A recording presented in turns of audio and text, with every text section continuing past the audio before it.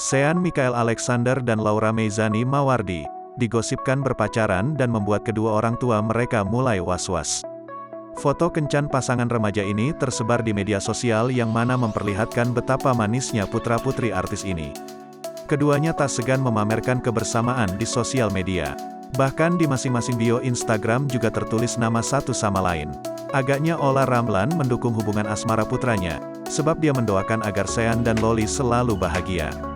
Di sisi lain, Nikita Mirzani sebelumnya sempat membocorkan bahwa Loli saat ini sudah memiliki pacar. Ia bahkan terkejut karena usia Loli masih sangat muda, yakni 15 tahun. Ia menyebut, Sean sempat menjemput Loli ke rumah, membuat Nikita Mirzani sangat terkejut. Kemarin disamperin sama pacarnya waktu panahan. Gua sebagai ibu sampai syok, ujarnya.